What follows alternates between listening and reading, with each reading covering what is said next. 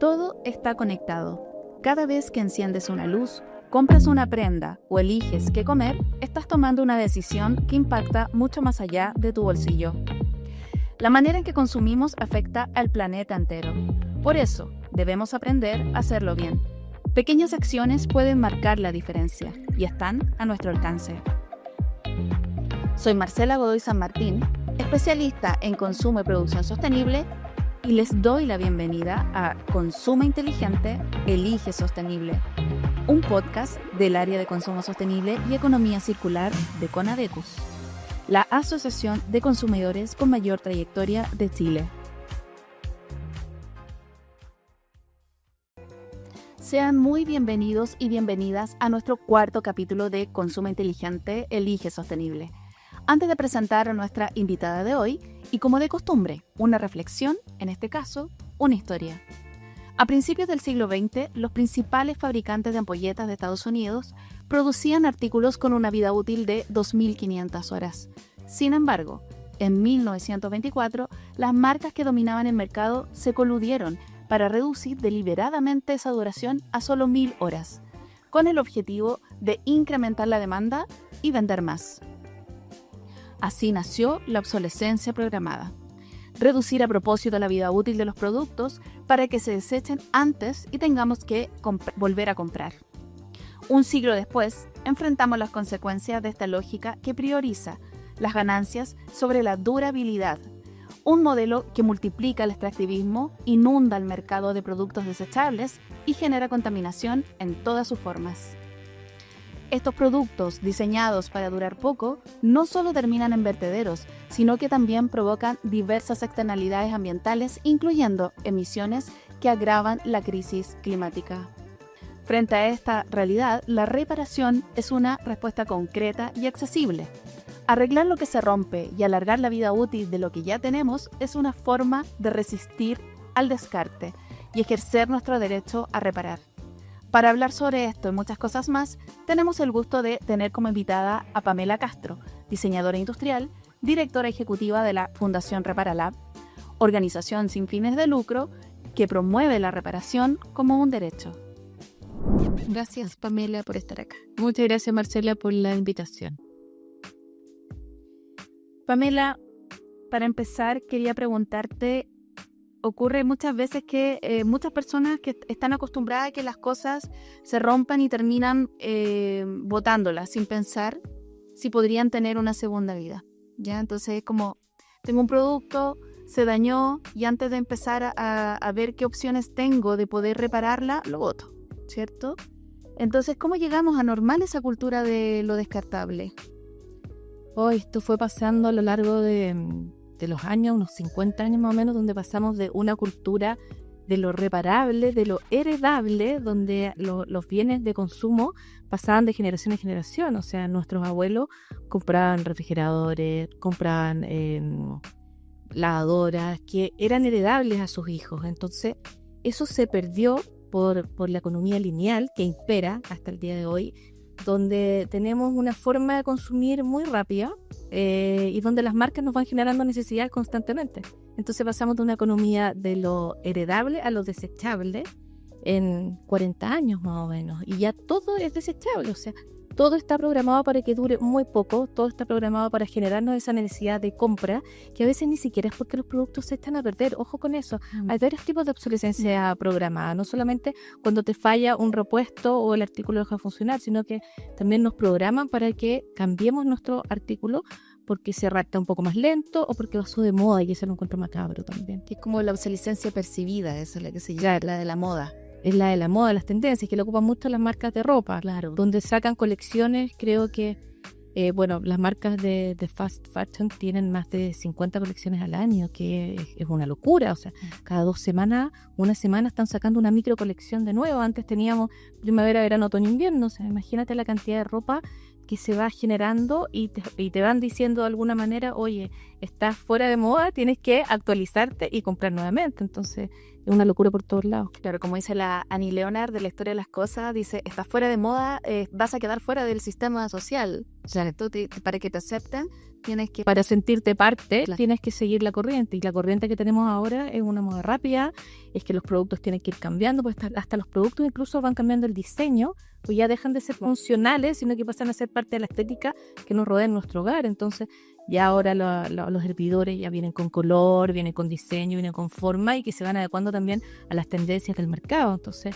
vamos cambiando las cosas constantemente. Y con la tecnología pasa también, pues. Claro, la tecnología dura 2 años, más o menos en promedio es lo que van cambiando. De repente son cosas muy pequeñas, pero que hacen que el producto anterior quede obsoleto. Pasa mucho en los teléfonos celulares, que de repente la actualización hace que tu teléfono se ralentice, pero mecánicamente, como el hardware funciona súper bien, pero el software te tira para atrás el producto. Claro, y eso hace finalmente, sumado a que existe una cultura en el ámbito social que te dice que hay que ir renovando las cosas. Claro. Y también podría ser que se ha ido terminando el mercado de la reparación, porque antes uno iba a reparar cosas. Habían lugares donde se iban a reparar, ¿no es cierto? Entonces, tú también has sido testigo directo de cómo se han ido terminando esos espacios en donde podíamos enviar a reparar nuestros productos. Y eso es sumamente lamentable, porque la reparación no tiene una educación formal, ni en Chile ni en ninguna parte. La verdad, la reparación se ha pasado de generación en generación. Entonces pasa que nuestros abuelos no traspasaron este saber hacer a generaciones siguientes porque se perdió esto de reparar. Las marcas cambiaron su modelo económico a esta economía lineal que hablábamos, entonces les conviene que las cosas se vayan cambiando constantemente para continuar con este modelo donde está la compra constantemente. Entonces como que no se ve como que haya tanta demanda de reparadores y se está perdiendo el oficio y ya quedan muy pocos, la verdad. A nosotros nos ha costado levantar este directorio de reparadores que hacemos desde Reparelab porque no existe, como te decía, no existe la educación formal, pero tampoco ha continuado esta educación informal que se pasaba antes de generación en generación. Claro, porque también uno lo ve, por ejemplo, en el mundo de los mecánicos de autos. ¿Cierto? Que el mecánico que es antiguo ya no puede reparar un auto nuevo porque está todo computarizado, ¿no es cierto? Está todo con unos sistemas automáticos distintos. Entonces, si no te vas actualizando también tú como especialista en reparación, quedas atrás. Eso es lo que yo siempre hablo, que la reparación, la educación de la reparación debería ser continua y debería ser contacto directo con las marcas. Aquí está disociado. Yeah. Está el mercado de la reparación por un lado y las marcas por otro lado. Y creo que deberían trabajar siempre en conjunto porque deberían estar constantemente capacitándose e incluso deberían considerarlo como parte del diseño. La reparación debería ser un factor más en el diseño de productos. Claro. Y creo que todavía no se está considerando de esa manera. Pame, y desde tu experiencia en Reparalab, ¿por qué crees que es importante promover la reparación como parte de un consumo sustentable? Yo creo que es primordial, y una vez lo dije, que la reparación debería ser el personaje principal y no el personaje secundario ni el que está por atrás, sino que la reparación debería ser considerada como la primera opción al momento de que uno se enfrenta a que nuestro artículo tiene algún defecto. Tenemos que volver a transformarlo en un hábito, pero no en un hábito solamente porque ayudamos al medio ambiente y porque queremos que no se corten más árboles, sino que porque nos ayuda mucho el bolsillo. Si bien la reparación se dice que es muy cara, y en algunos casos lo es, los repuestos bordean el 60% del costo del producto, que es muchísimo, y eso debería bajar con una legislación que también regule eso. En muchos casos la reparación es más simple de lo que nosotros creemos y le tenemos un poquito de miedo a cuando vemos un secador de pelo, lo vemos como una caja negra muy difícil de acceder, pero en realidad no es tan difícil. Hay muchos tutoriales y ahí te voy a recomendar después unas páginas donde tú puedes revisar y te das cuenta de que reparar un producto no es tan complicado como parece y podemos hacernos cargo nosotros mismos de cosas que son simples y nos ahorramos un montón de dinero. Claro, lo que tú me comentabas hace un tiempo, que un secador de pelo, claro, tiene una falla que es la resistencia y lo podría reparar uno mismo. Claro, generalmente las fallas son simples, son menores, y son de elementos que son bien baratos, son fusibles. Los fusibles valen entre 100 pesos y 500 pesos. Y esa es la falla clásica que tiene. Un secador de pelo, un alisador, hasta un microondas. Nosotros tenemos en nuestras redes sociales cómo reparar microondas, que en el 70% de los casos es porque se quemó el fusible. Y un fusible microondas no vale más de 2.000 pesos. Mira. Y eso lo puedo hacer yo en mi casa. Lo puedes hacer tú en tu casa, no necesitas tener una certificación SEC para hacerlo. Sí, algunas precauciones de trabajar, no sé, pues con cosas eléctricas, no tienes que trabajar con las manos húmedas, que son básicas, pero sí lo puedes hacer sin ningún problema. Y el beneficio que tiene, como te digo, no solamente ambiental, sino que también pasa por uno se siente súper contento cuando logra estos desafíos pequeños, que al final son grandes desafíos, el hacerte cargo de tus productos y poder apropiarse de ellos con la reparación es fantástico. Claro, porque se siente decepción cuando se te echa a perder un producto, porque además te viene la ansiedad, porque tienes que ir a la tienda a preguntar si todavía está activa la garantía, porque una vez que se terminó la garantía ya no se puede reparar, o tienes que enviarlo al servicio técnico, te va a salir súper caro. Entonces entras en un loop, en una etapa terrible que no sabes qué hacer y terminas botando el producto, porque al final el costo de agotamiento y el costo emotivo energético es mucho más alto que ir a comprarse uno nuevo. Sí, a mí me pasó, de hecho, reparar parte de esto, parte de la emoción de la rabia, que todos sentimos, y la rabia es súper motora. Todos sentimos cuando se nos están a perder los productos, y generalmente pasa que se te perder a los 2 años y un día. Claro. Entonces la garantía no corre, y está todo, el sistema está hecho para que pase eso. No es que tú tuviste mala suerte, sino que el sistema está hecho para que la garantía te dure lo que realmente el fabricante quiere que dure el producto, que son 2 años, 3 años. Máximo 5 años en Europa. Acá en Chile no se cumple tanto el tema de los 5 años. Pam, mira, te iría a pedir un consejo práctico. Pensando en una persona que nunca ha reparado nada, ¿ya? O que ya se botó la toalla con eso hace mucho tiempo, ¿cuál podría ser un primer paso para empezar a hacerlo? Mira, yo aconsejo a todo el mundo que ojalá vuelvan a la práctica de tener una máquina de coser en su casa. Yo creo que la máquina de coser es un elemento de revolución en este minuto. Todos recordamos en las casas de nuestros abuelos que había una máquina de coser ahí en el living, en la pieza. Y nos sirve bastante para poder alargar la vida útil de nuestros productos, enseñarle a nuestros hijos, apropiarnos también de la reparación desde el yo mismo lo hago. Que es sumamente importante. Entonces, partir por la máquina de coser, en el caso de las prendas de vestir. Lo otro también, que lo habíamos conversado, es saber qué ropa realmente te sirve, más allá de las tendencias y de la moda, saber qué te sirve a ti, qué cortes te quedan bien, qué colores te quedan bien, y comprar mucho más consciente respecto a eso. Tener un closet inteligente, digo yo. Un closet inteligente, de repente con pocas prendas, pero con prendas de buena calidad, que te van a durar, que puedan combinar entre sí y que te quedan bien.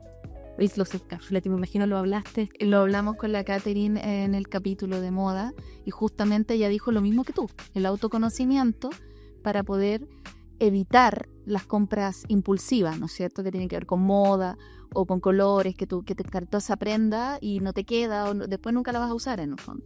Es como cuando vas a comprar con hambre al supermercado. O sea, tú empiezas a llenar el carro porque estás con el hambre en el minuto. Acá hay que pensar un poco más, creo que invertir en asesoría de imagen de repente para saber cuáles son los cortes que te quedan, los colores que te quedan. A la larga te sirve para poder comprar inteligentemente y no tener esta compra impulsiva que nos lleva de repente a tener el closet lleno de cosas que no nos ponemos. Y a todos nos ha pasado. Y con otros tipos de productos como tecnología o aparato eléctrico y electrónico. Sí, yo recomiendo ahí aprender a usar un tester, que son básicos, valen desde 4.900 pesos en adelante.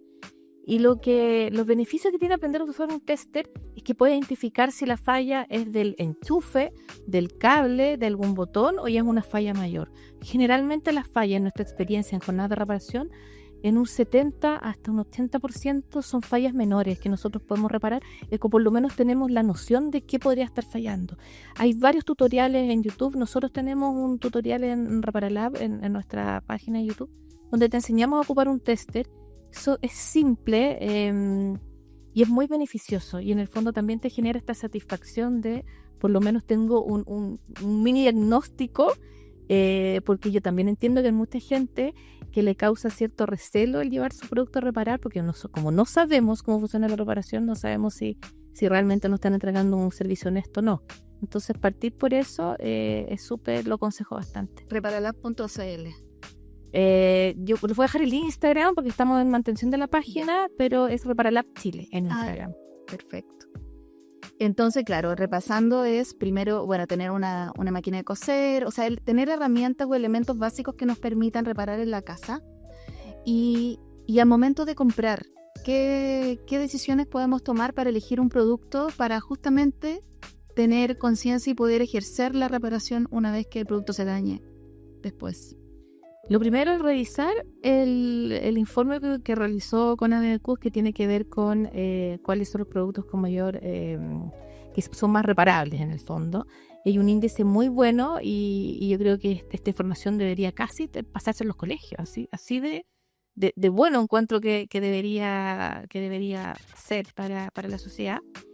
Pero, por ejemplo, ¿qué deberían ver? El tema de que sean visibles, en el caso de electrodomésticos, los tornillos, que sean de fácil acceso y que sean como de cabezas reconocibles. ¿A qué me refiero a esto? Nosotros es muy fácil que encontremos destornilladores de paleta y destornilladores de cruz, pero es muy difícil que encontremos los estrellas y los que son más complicados como los que utilizan algunas marcas de tecnología. Entonces, ver que sea fácil de desmontar y ver que los tornillos estén de fácil acceso. Y también, por ejemplo, las marcas propias de algunos retail, generalmente sus productos están hechos para no ser reparados, entonces viene sellado. Si tú ves un producto donde no ves los tornillos, probablemente cuando lo abras lo rompas. Entonces por ahí te quedan un poquito esas nociones para poder ir a comprar. Como para poder tomar decisiones en el momento de comprar. Claro. Y por supuesto productos de calidad. Y productos de calidad, o sea, tampoco apuesto por las marcas. Hay marcas que son bien silenciosas y la verdad es que son bastante buenas. Entonces no te podría decir esta marca es mejor que otra, pero sí preguntar si tienen repuesto, llamar directamente a la marca. ¿Ustedes tienen repuesto en Chile? Porque, ojo, no existe una ley que los obligue a tener repuesto. Claro. Tiene que ver con la voluntad de las marcas. Entonces uno puede preguntar si está repuesto, incluso poder preguntar cuál es el repuesto que más falla y saber el precio. Claro, si eso es parte del trabajo que hicimos en esta investigación que tú mencionas, justamente para poder identificar de qué marcas, qué productos tienen mayor disponibilidad de repuesto. Y para eso fuimos a preguntar a los lugares donde venden repuestos y donde están los reparadores. Decirle, ¿qué producto de todos los pequeños electrodomésticos se pueden reparar con mayor facilidad o tienen más disponibilidad de repuesto? Y claro, vimos que habían, dependiendo qué producto, funcionaba esto de manera distinta dependiendo de la marca. No era como que funcionaba igual para todas. Así que eso fueron los hallazgos que encontramos. Tal como mencionábamos, en Conadecus hicimos el año pasado el diagnóstico de índice de reparación de pequeños electrodomésticos en Chile, donde evidenciamos cuáles son más o menos reparables de los pequeños electrodomésticos y qué barreras existen para repararlo. Entonces vimos que había un tema de diseño, ¿no es cierto?, con lo que tú mencionabas de que se pueden desensamblar o no, o la disponibilidad de repuestos. Esas eran como las principales barreras.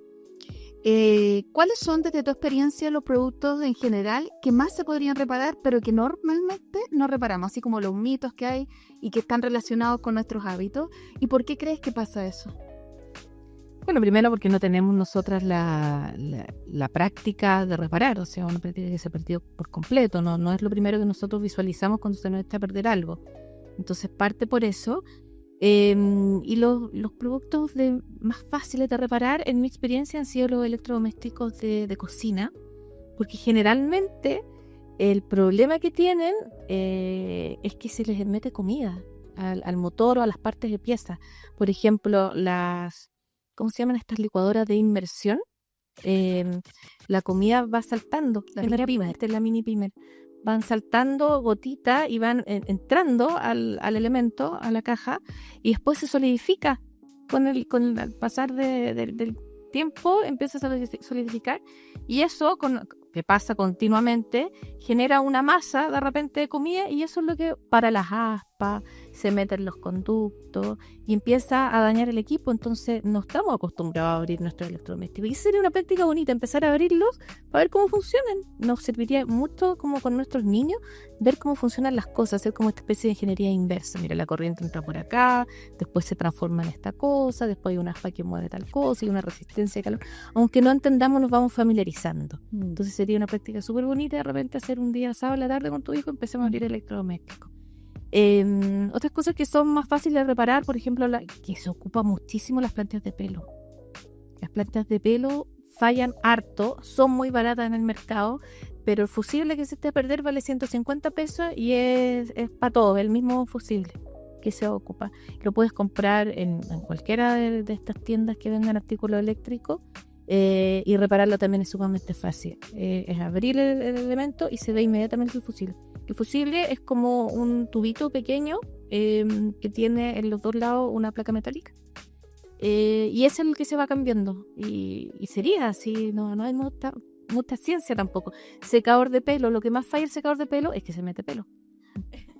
Entra pelo por donde el secador en el fondo chupa el aire y ahí se van regando en el eje que va girando y ahí hay un momento que se frena. Porque el pelo igual es súper resistente. Ya. Entonces es la limpieza es súper importante, la limpieza y mantención, cosa que no hacemos, no leemos ni manual de instrucciones de lo que nos llega, y el manual de instrucciones no muchas veces está en la mantención, a veces sale la mantención, pero la mantención es sumamente importante. Lo que te hablaba, una vez que conversamos este tema, ¿cómo se llama? El hervidor.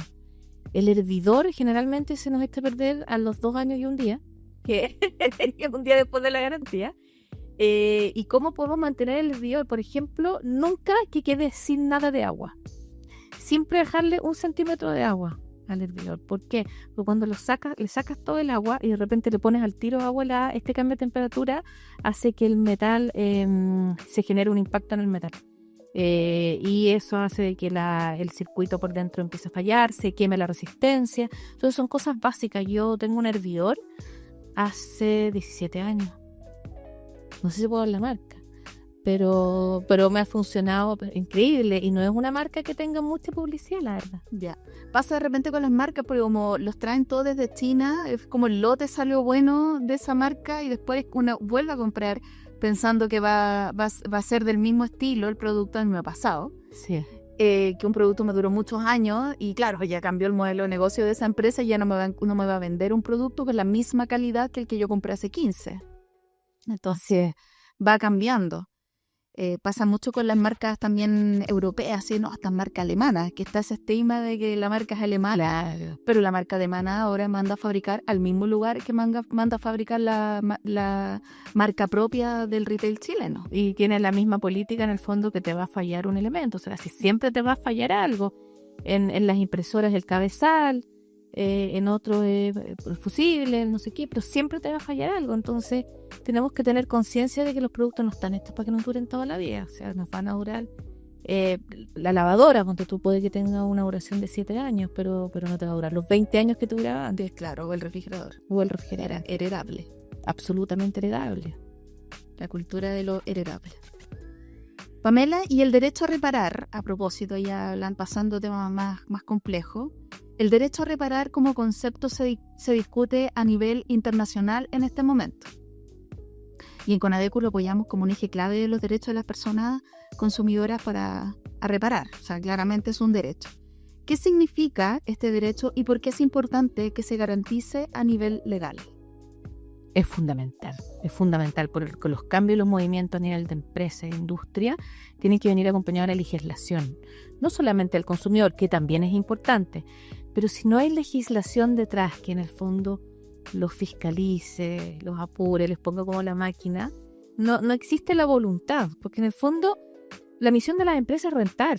O sea, ese es el propósito de la empresa y está bien, o sea, funcionan para eso. Pero necesitamos que haya una maquinaria detrás, en el fondo, que nos proteja como consumidores, y no solamente como consumidores, que proteja el medio ambiente y que fiscalice, que haya una mejor formas de consumo también. Y ahí tiene que ver esto con la legislación al derecho a reparar.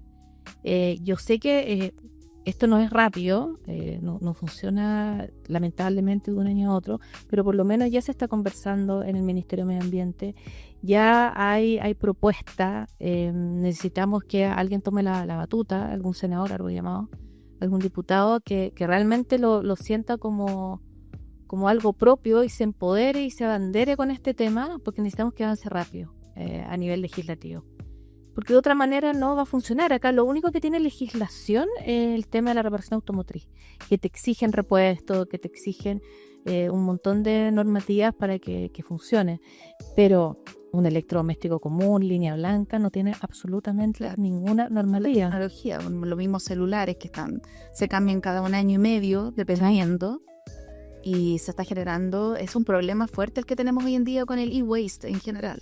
No, un problema fuertísimo, o sea, ni siquiera yo creo que las cifras son tan claras y tan evidentes, pero imagínate que no todos tenemos celular y no todos tenemos solamente un celular, a veces tenemos 2 celulares que se van cambiando cada 2 años, o sea, la cantidad, los niños también están teniendo celulares, Sí. la cantidad de descarte es increíble.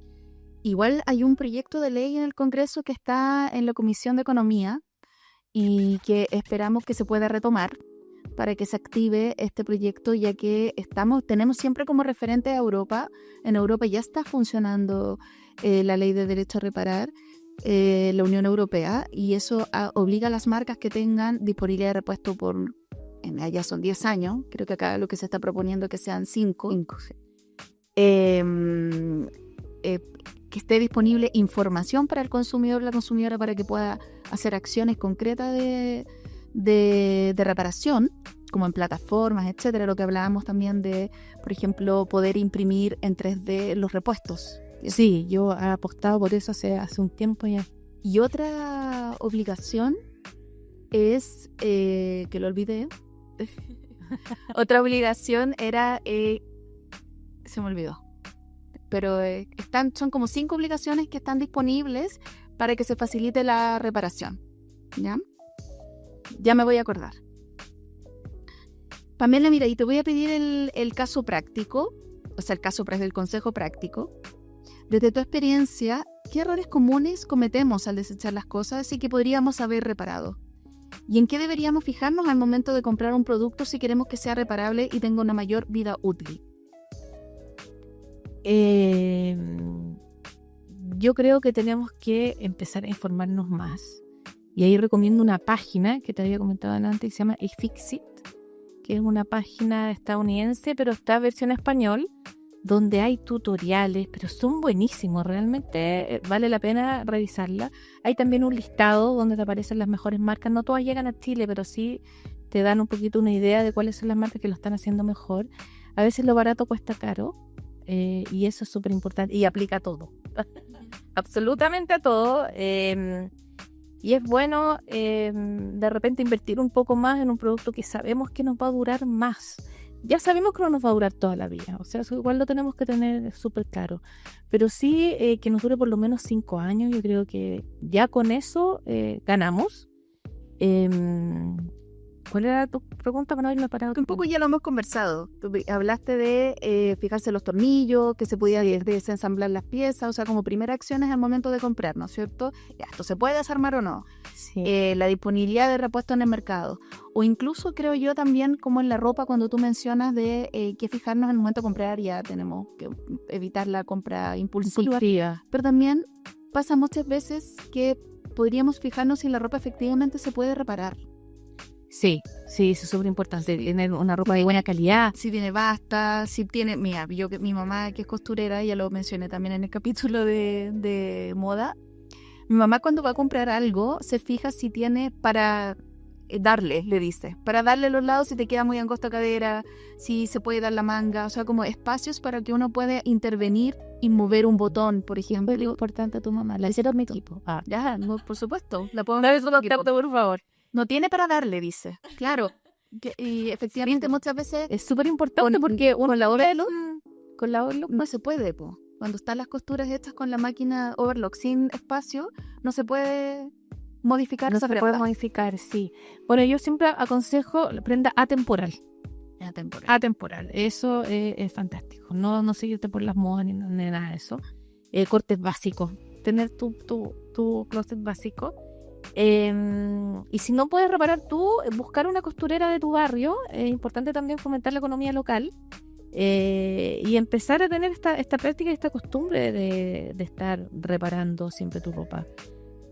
Ya sabemos cuáles son las telas que son más sostenibles. Tú trata de evitar las telas que tengan plástico, leer las etiquetas también, saber cuáles se pueden lavar de qué manera, o sea, entender un poquito más cómo funciona el tema de la mantención de las prendas, no solamente las prendas, sino que de los artefactos eléctricos, y de hacerse cargo. Si al final depende de cada uno cuánto tiempo le damos a eso y cuánta importancia le damos a eso en nuestra vida, pero ya no está pesando. Y imagínense, a nosotros no está pesando, que está quedando para nuestros niños. Eso es súper importante para los niños. Y me acabo de acordar el otro punto de la ley de reparación europea, que es que regula el valor de los repuestos.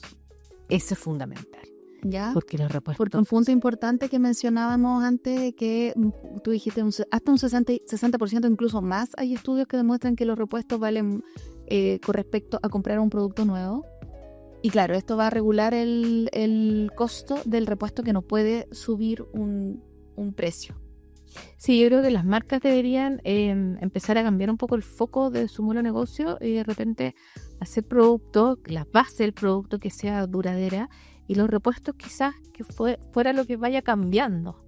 Claro. Entonces hay repuesto más barato, o lo que habíamos hablado también modulares, claro, que sea modular. Entonces está las impresoras, que al final la impresora son re baratas, pero el negocio está en la tinta.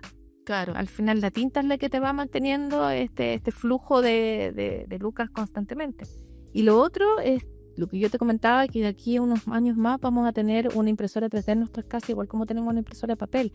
Entonces sería súper bonito que las marcas te vendieran de alguna manera el archivo para tú poder bajar el repuesto, imprimirlo en tu casa y poder tener repuesto constantemente. Imagínate todo lo que nos ahorraríamos en transporte, en exhibición, en un montón de cosas, en fabricación, extracción de materia prima, en stock que de repente hay. Si pudiéramos fabricar nuestro propio repuesto con material solamente que necesitamos, o sea, a medida y en nuestras propias casas. Creo que eso sí sería una revolución. Y el otro, que es bastante revolucionario, es la servitización, que también ocurre con la impresora.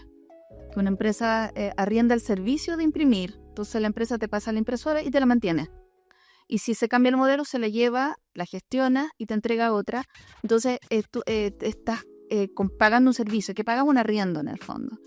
Y eso se puede trasladar también también existe, por ejemplo, el servicio de lavandería en mi casa, que una empresa me pasa una lavadora y yo estoy pagando un fee para que yo pueda usar esa lavadora, y después me la cambian, me la van reparando, o sea, yo me olvido, o sea, no es un producto mío, es un producto externo, y yo pago una mensualidad.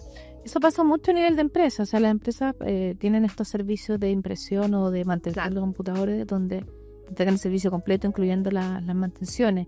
Yo he visto también en otros países que además del servicio de lavado, o sea, de lavandería, también tienen, por ejemplo, compran herramientas o compran máquinas que de repente, no sé, una aspiradora más industrial, claro, o taladro, otro tipo de maquinaria, lo compran como comunidad, lo mantienen como comunidad y lo van ocupando en la medida que se necesite, pero necesitamos tener tantas cosas, digamos. Podemos trabajar una economía mucho más colaborativa. Sí. Eso también es un ahorro de recursos, un ahorro en temas de reparación, porque podemos comprar cosas de mejor calidad, porque la mantenemos entre todos. Entonces creo que es una buena alternativa. Ahora, claro, estamos recién partiendo en esto. Hay que hacer un cambio de mentalidad, pero sí en países más desarrollados se viene harto esto de la colaboración para las compras, y el arriendo también viene con fuerza. Buenísimo, Pamela. ¿Y qué mensaje final te gustaría dejarle a quienes nos escuchan y nos están viendo y quieren comenzar a hacer cambios concretos desde su consumo para reparar más y botar menos? Ay, ojalá que este tipo de iniciativa y que este tipo de conversaciones puedan tenerlo ustedes también en sus mesas, en sus casas, con su familia, con su gente, y que hablemos de este tema. Este tema tenemos que visualizarlo, tenemos que ponerlo como mucho más protagonista, como dije la primera vez cuando comenzamos la entrevista, porque es un tema no menor, es un tema sumamente importante. La reparación no se puede perder, la reparación tenemos que volverla fundamental en nuestra cotidianidad, en nuestro día a día. Tiene que volver a ser una práctica y ojalá que lo podamos vivir con nuestros hijos también. Es tan lindo y es tan satisfactorio poder reparar nuestros productos que se los recomiendo de todas maneras. Muy bien, Pamela. Entonces, para hacer una conclusión de lo que conversamos, podemos decir que la reparación es una práctica fundamental de la transición hacia una economía circular, ¿cierto? Ya que alarga la vida útil de nuestros productos, lo que proviene un sinnúmero de impactos ambientales y sociales, y además significa un ahorro para nuestro bolsillo. Sí, y eso es súper importante. O sea, siempre va a ser un ahorro reparar, de todas maneras. Y a la larga, al final te vas a dar cuenta que es tan beneficioso. Al final es una práctica tan linda, porque es a diferencia del reciclaje, que de repente el reciclaje se asocia mucho a una escala mucho más grande, y tiene que ver con industria. La reparación es tan social, es tan colaborativa, es tan de apoyar al otro, de apoyar emprendimiento, de conversar con el otro. A mí me ha pasado en jornadas de reparación que llega mucha gente de tercera edad porque tienen ese tip de la reparación con su radio, con la radio están trayendo para todas partes, pero también vienen niños que vienen a reparar sus juguetes. Entonces es tan bonita esa transversalidad que genera la reparación que te llena el corazón. Qué lindo. Pero para eso es importante elegir productos que se puedan reparar, ¿no es cierto? Y por supuesto, leer los instructivos de mantención. Sí. ¿Ya? Y también dijimos que a nivel legislativo es primordial regular el mercado con una ley de derecho a reparar, ya que es la única manera de que las empresas hagan cambios en el diseño de sus productos y faciliten la reparación a través de la disposición de repuestos en el mercado. Así, ¿te gustaría agregar algo más? ¿O estamos bien ahí? Yo creo que está maravilloso el resumen. No lo podría saber listo mejor. Y ojalá que movilicemos, y eso es lo que necesitamos, movilizar. Y que les llegue a todos como al corazón esto, porque si no, los cambios no llegan. Exacto. Muchas gracias, Pamela, por haber estado en Consumo Inteligente, Elige Sostenible. Gracias a ti, Marcela, y gracias a todos los que nos están viendo y escuchando. Muy bien, Pamela. Entonces, como agradecimiento y para que te acuerdes de nosotros, tenemos un regalo para ti. En realidad son dos, así que tienes que ver adentro. Muchas gracias. Ay, una bolsa reutilizable de nuestro podcast. Y acá, para anotar, una libreta. todos los tips. Una libreta para que lleves tus notas de nuestro podcast. Buenísimo. Muchas gracias, Pamela, por haber estado en nuestro cuarto capítulo de nuestro podcast Consumo Inteligente, Elige Sostenible, un podcast de Conadecus. Les invitamos a revisar el diagnóstico de índice de reparación de pequeños electrodomésticos en Chile, disponible en conadecus.cl. Y a seguirnos en nuestras redes sociales y a compartir este episodio disponible en nuestros canales de YouTube, Spotify, en El Mostrador y por supuesto en conadecus.cl. Les esperamos en nuestro próximo capítulo, donde hablaremos sobre consumo y moda, junto a Catherine Herrera, ingeniera textil, especialista en moda sostenible, quien además nos compartirá consejos para comprar mejor y tener mejores prácticas de consumo con nuestra ropa. Este podcast es un proyecto financiado por el Fondo Concursable para Asociaciones de Consumidores. Soy Marcela Godoy San Martín y esto fue Consume Inteligente, Elige Sostenible. Y recuerda, el acceso a la información de productos y servicios es un derecho que debemos exigir al Estado y a las empresas, porque nuestra compra es una elección que debemos hacer con responsabilidad pensando en el planeta que queremos dejar a nuestros hijos e hijas. Hasta la próxima. Consume Inteligente, Elige Sostenible, un podcast del área de consumo sostenible y economía circular de Conadecus, la asociación de consumidores con mayor trayectoria de Chile.